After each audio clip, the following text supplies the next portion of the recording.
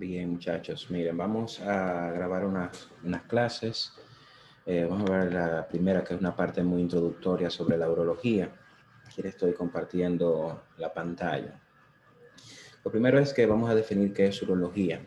Urología es una especialidad médico-quirúrgica que se encarga del estudio, diagnóstico y tratamiento de las patologías del aparato urinario y retroperitoneo en ambos sexos.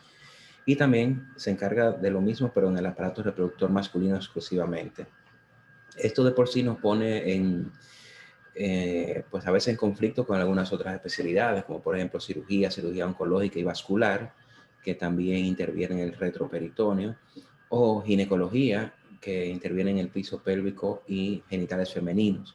Porque también hay una subespecialidad dentro de la urología, que es la uroginecología, que también se encarga de las afecciones urológicas en mujeres, y esa uroginecología también puede ser una especialidad dentro de la ginecología. Por lo tanto, aquí puede haber solapamiento de las funciones.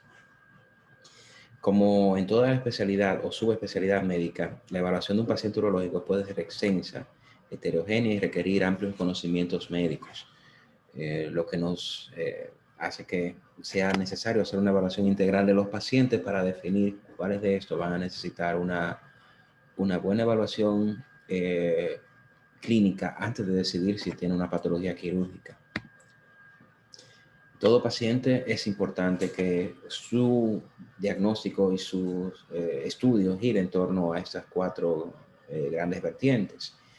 Lo primero, que es la historia clínica, es la parte más importante de una evaluación de cualquier paciente, cualquier especialidad.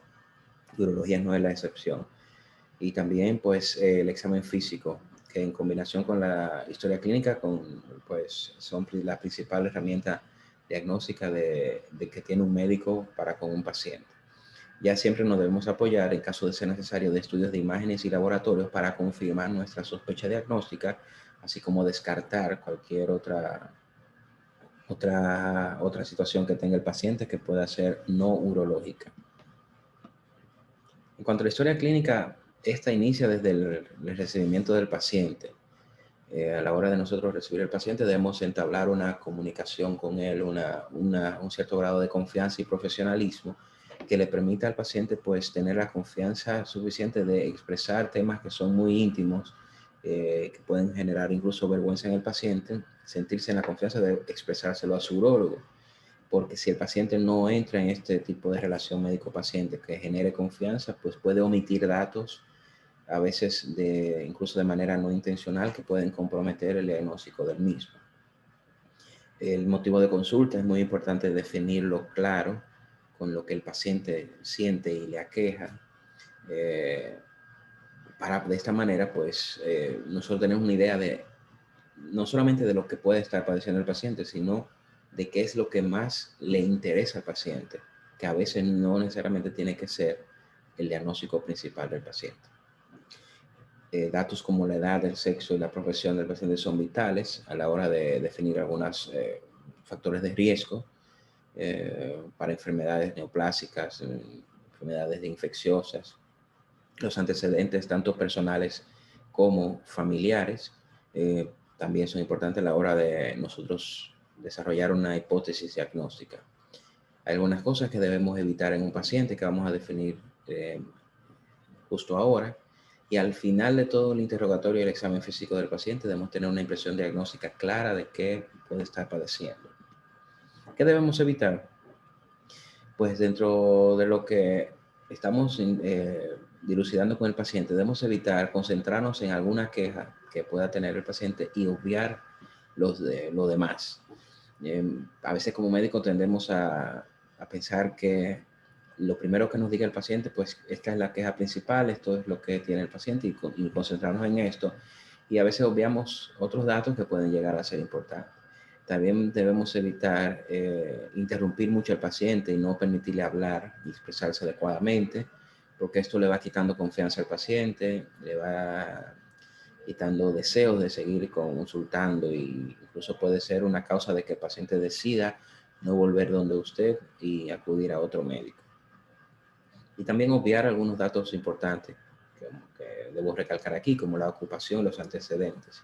que muchas de las patologías urológicas vamos a ver que tienen un alto componente hereditario, así como por exposición del paciente a determinadas sustancias o a determinados factores de riesgo asociados a un estilo de vida, por ejemplo. ¿Cuáles son las principales razones por las cuales el paciente acude a una consulta de urología? Pues estas son las principales. Las alteraciones en el color de la orina son muy llamativas. Un paciente que de repente esté orinando sangre, que se conoce como hematuria, pues es algo que le llama tanto la atención que no va a obviar esta queja y va a decidir ir al urólogo con rapidez. Lo mismo que el paciente que orina con purulento, el paciente que orina con heces fecales, que es algo muy poco frecuente, pero se puede dar.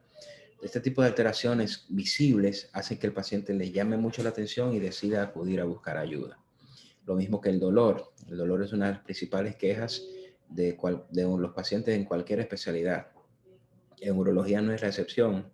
Ese dolor va a variar sus características dependiendo del lugar de origen y de la causa del mismo. Y lo vamos a ir definiendo a medida que hablemos de las diferentes patologías.